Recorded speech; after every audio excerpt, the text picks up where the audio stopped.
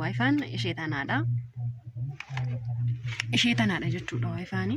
Beektu baay'een keessan warroonni alaati illee ishee kanatti baay'ee. Ashamaa harka fuunee kabajamtoota hordoftoota naata jibi biyya keessaaf biyya alaa kan jirtanii akkam jirtu nagaa fayyaa keessanii ani nagaa fayyaa guutuun qabaa waaqayyoodhaaf galannaa ga'u. Akkam jirtu mee warroonni sheerii naa gochaa jirtan warroonni laayikii gochaa jirtan hundi keessanuu hedduu galatoomaa hedduu sin jaaladha hedduu sin kabaja. Kanatti aansuudhaan egaa namoonni gara keessatiin waa'ee waayifaa na gaafattan jirtu.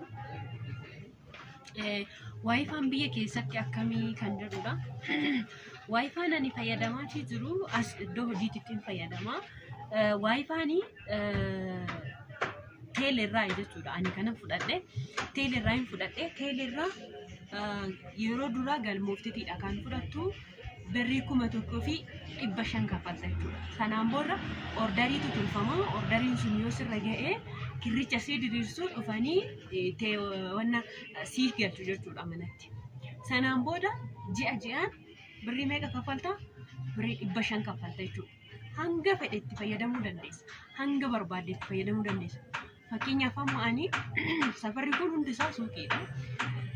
Safara kana waayifaan hin jiru.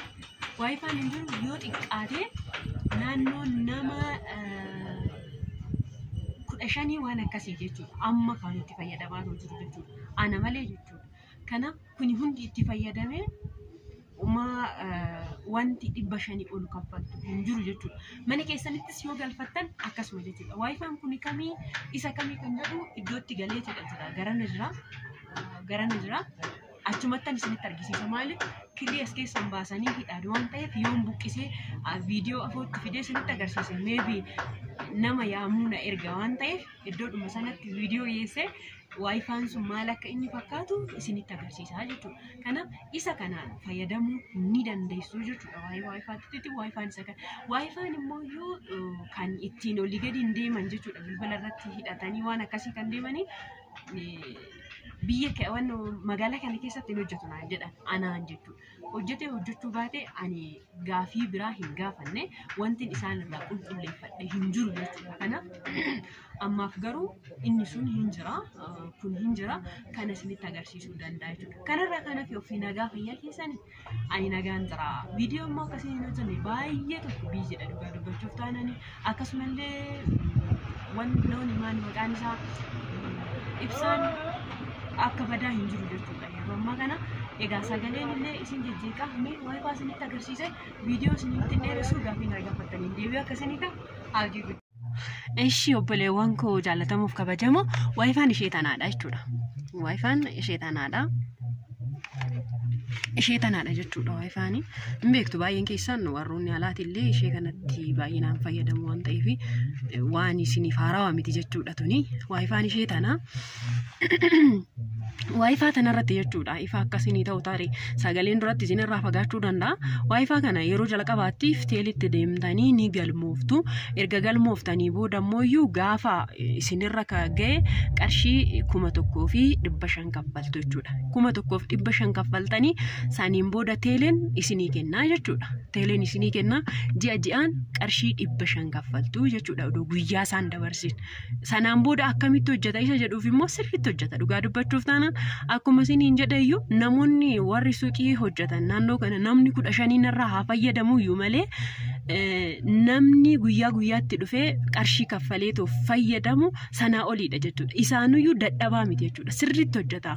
TikTokiin hojjeta, Facebookiin hojjeta, YouTube'iin hojjeta. YouTube irraa viidiyoowwan garaagaraa haala barbaaddeen daawulood godhachuu dandeessa. Akkasumallee hordofuu dandeessa. Oduulee garaagaraa kan dabarsan sirriitti seeraan si hordofsiisa jechuudha. Ibsaan yoo badin yoo ibsaan badee malee kanaaf haala kanaan itti fayyadamuu dandeessu. Waayifaan immoo gama biraatiin dhugaa dubbachuuf taanaan waayifaan jechuudha.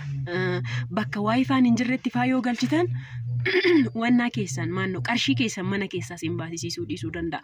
Anamma dhugaa dubbachuuf taanan safara kana waayifaan waan hin jirreef namoonni hundumtuu kan akkasitti ixifiin argadha jechuudha ji'atti dhugaa yoo dubbanne jechuudha.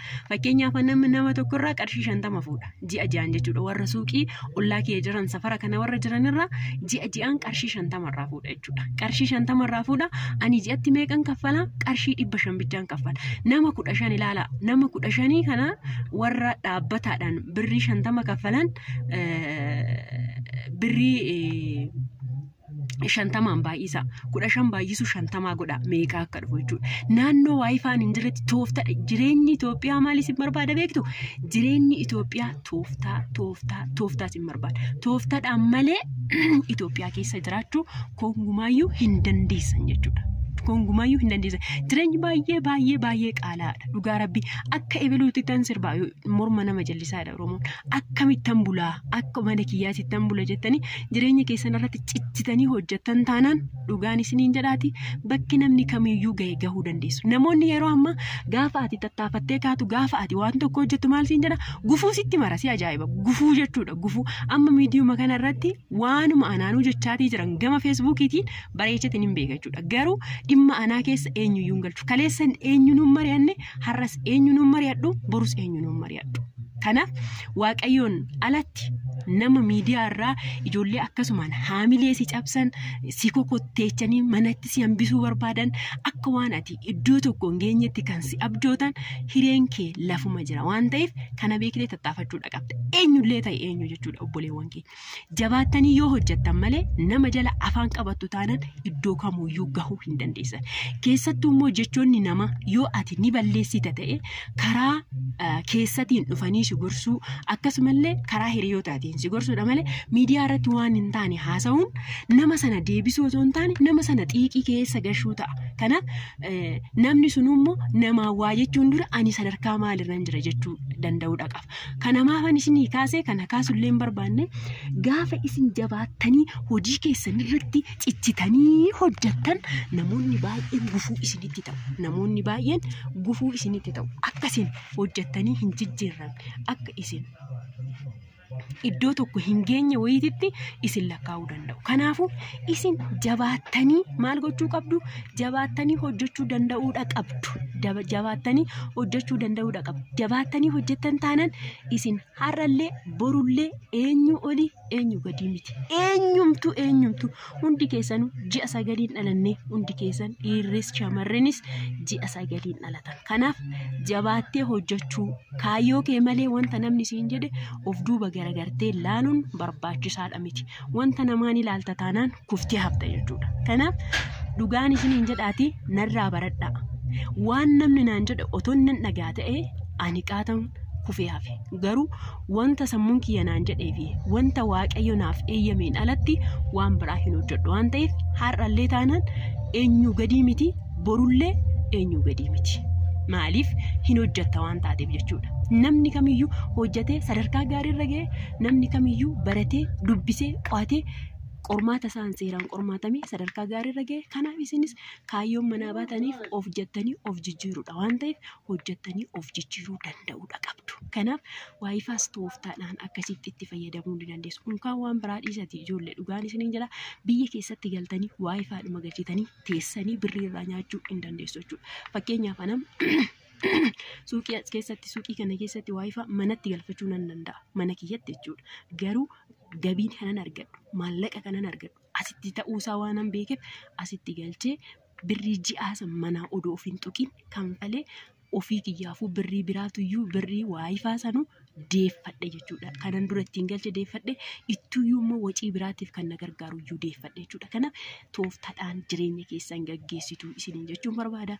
Hedduu isin jaaladha. Hedduu isin kabajaa. Nagaan turaa. Fayyaanaa ta'a.